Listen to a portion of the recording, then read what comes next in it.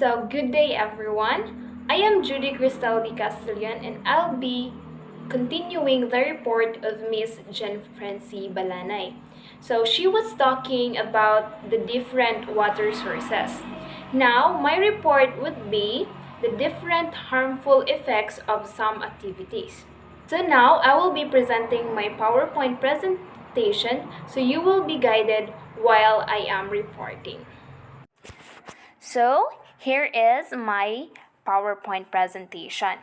Our topic is water resources and water pollution. However, I am tasked on water pollution, specifically on the activities that affects or result water pollution. Why is there I add kanang water degradation? It is because water degradation is a result of pollution.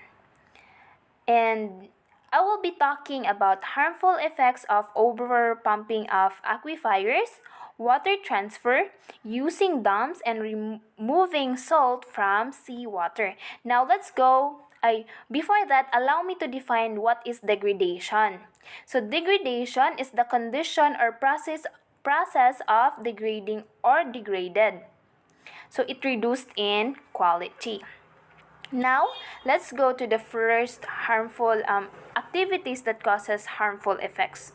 First is overpumping of aquifers. What is aquifer?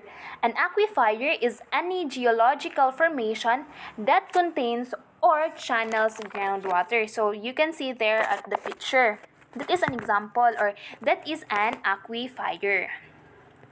The overpumping of aquifers can contribute to the limits on food production, rising food prices, and widening gaps between the rich and the poor in some areas. Why is that? It is because overpumping of groundwater can cause water tables to fall. And when water tables drop, the energy and financial cost of pumping the water from lower depths rise sharply. And when that happens, farmers must drill deeper well, and then they must also buy larger pumps and use more electricity to run those farms. And know that not all farmers are rich. Not all of them can afford to do this. That's why poor farmers end up losing their land and working for richer farmers or migrating to cities that are already crowded with poor people struggling to survive. Those are the reason. And of course, it affects the production of foods. The prices of the foods rise. And the next is land subsidence.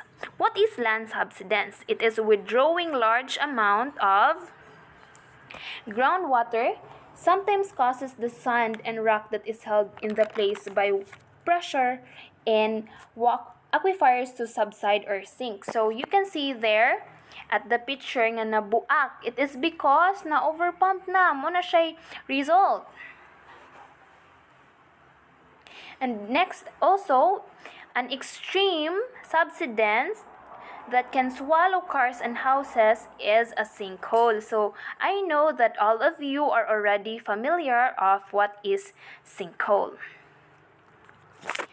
And once an aquifer become compressed by subsidence, recharge is impossible. In addition, land subsidence can damage roadways, water and sewer lines, and building foundation. Example, in California, Texas, Florida, and Georgia. Those are the countries, one of the world's largest city and industrial areas. You can see there.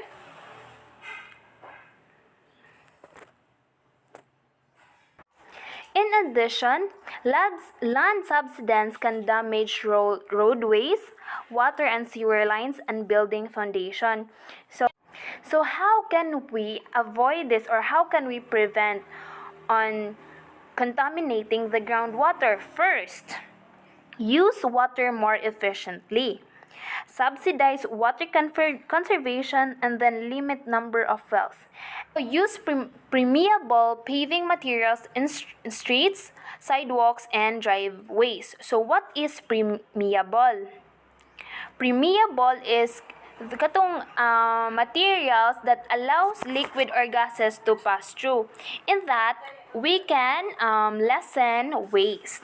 And of course, most importantly, we should educate people about the dangers of depleting vital underground supplies of water that they cannot see. Note that awareness is the key. And the second activity is use of large dams. Use of large dams provide benefits and create problems. So what is dam? Dam is a structure built across a river to control its flow. Usually, dam water creates artificial lake or reservoir behind the dam. So look at that. Look at the image. That is an example of a dam. Dam can be used to store water, control flooding, and generate electricity. So some areas use hydropower, and hydropower is the electricity that we can get from water. So dams, its main goal is the main goal of a dam and reservoir system are to capture and store the surface runoff from a river's watershed and release it as needed to control floods, to generate electricity, and to supply fresh water. Not only that, it also provides recreational activities like swimming, fishing, and boating. So, deeper, what are the benefits and the downside of large dams? So, first, the benefits are the world's large dam capture and store about 14% of the world's surface runoff. That's so big. Provide water almost half of all irrigated cropland and supply more than half the electricity used in 65 countries. Wow! By using dams, we have increased the annual reliable runoff available for nearly 30%. Wow, it's very beneficial, right? However, there is also its downside. So what is that? This engineering approach to river management has displaced 40 to 80 people million from their homes. Of course, when we create dams, we need a space. And another is flooded a large area of mostly productive land to establish reservoir. And the most example of this, katong recent nga nahitabo was katong flood in Angat Dam, right? This impaired some of the most important ecosystem services that rivers provide. This also result in some areas prolonged severe drought. And next is water transfer. So what is what is water transfer? It is transferring water. So example of this is irrigation. From water transfer can be inefficient and environmentally harmful. Why is that? In the world's 364 water transfer projects, canals and pipelines are used to transfer large volumes of water from water-rich areas to water-poor areas. So, when you say water-rich areas, bounty ilahang water resources or water supply. And when we say water-poor areas, mo to'y area nga galisod jud og tubig. Like for example, the deserts. One of the world's largest freshwater transfer project. So you can see that, no? It uses a maze of giant dams, pumps, and line canals or aqueducts to transport fresh water to the vast farms and heavily populated city of Central and Southern California. So what are the benefits of this? Example of which is California's heavily irrigated Central Valley. It supplies half of the United fruits and vegetables, so it really helps. And also, in the city of San Diego and Los Angeles have grown and flourished because of water transfer. So it is very helpful. Kay, through irrigation or this aqueducts and pipe canals, pwede natang mutanom sa land wherein wala kayo siya supply of tubig thanks to the help of irrigation. However, naapod siya downside. The downside of this project also reduce the flow of the Sacramento River, threatening fisheries and flushing action that helps to its coastal marshes and other ecosystem has dropped. It puts stress on wildlife species that depends on ecosystem. So na-disturb ang ecosystem, na-disturb pod ang life sa wildlife species. Now, next. So now let's move on to removing salt from seawater. So removing salt from seawater is costly and has harmful effects. So what are those?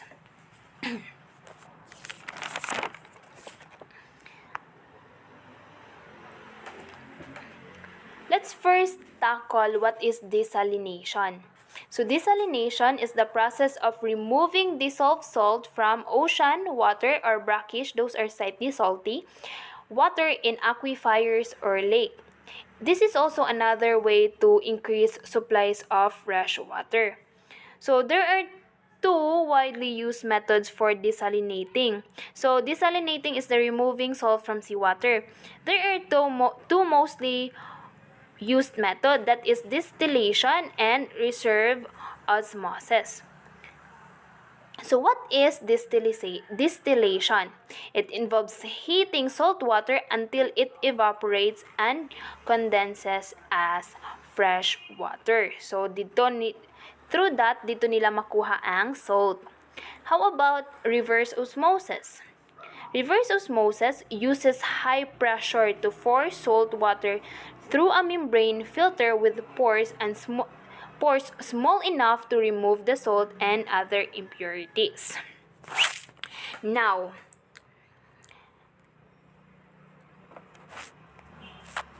desalination supplies less than 3% of the world's demand and only 4% of the US demand for fresh water. Removing salt from seawater also have major problems. We have three major problems. What are those? First is high cost. Why? Because it takes a lot of increasingly expensive energy to remove salt from seawater. So mahal kayo siya. Second major problem is that pumping large volumes of seawater through pipes requires the use of chemical to sterilize the water and keep down algae growth. Now, there was a mention of the use of chemical to sterilize. This means that dili ra algae oy ma control, but also it kills many marine organism. And of course, it also requires a large levels of energy and money. So, costly lang gyapon siya. Next problem is desalination. It produces huge quantities of salty wastewater that must go somewhere. So, dumping ang mahitabo. And mostly they dump it into nearby coastal ocean waters and know that this increases the salinity of those water, which can threaten food sources and aquatic life. So napollute na pud ang water because of that. So that is the downside of it. How can we use fresh water more sustainably? Unsa man jud mga solusyon ani? We can use fresh water in more sustainably by cutting water waste. So note to that, cutting water waste, raising water prices. So raising water prices to discourage waste kay ug mahal ang tubig, of course, dili na nila usik-usikan. And nara ba tay sakit na when the water is free, of course ato lang wala bitaw mi gabayad ani. And slowing population growth. slowing population growth because it also the bigger the population, the bigger the demand. Let's protect aquifers, forests, and other ecosystems that store fresh water to preserve. Let's protect them to preserve. And there are two main reasons of losses. Those are, first, cost of fresh water to most user are low. So, affordable ra, barato ra bitaw, sige ra, barato ra ng tubig ron, mag-usik-usik ra ko. So, ma-encourage silang nga mag-usik-usik og tubig, kay barato raman. And then, lack of the government subsidies to in improving the efficiency of water use. So, note that kaning mga water canals, water pipes, dams, ang nag-manage ana kay government. And the problem there is gamay ang government subsidies to improve the efficiency of water use. Munang daghan jud tang losses. So to avoid losses, we need to discipline and control ourselves. There are ways or there are solutions to avoid water waste. This is, first, avoid growing thirsty plants in dry areas. So, para dili ta magtanom og katong mga plants nga nanginahanglan og tubig og daghan sa dry areas. Second, import water in intensive crops and meat. Encourage organic farming, monitor soil moisture, and add water only when necessary. Dili kay gaulan tapos mamubo na po, that's a waste of water. And then to avoid kanang water waste. And raise water prices and use per meter, especially in urban areas. Para makontrol nato ang tawo, we need to raise the prices. We need to kanang imply rules nga makatabang rapod for the common good. And if mahitabo na siya, if buhaton ni nato nga solution, we benefits, and those benefits are we can improve in efficiency in irrigation. Kay can cut fresh water losses in industries and homes. We can use less water to remove waste, and also we can reduce the pollution of fresh water supplies due to flooding. And for us to use more water sustainably, let's all preserve forests, preserve and restore well lands and flood plains. That's it. That's my report, and hopefully you get something through that.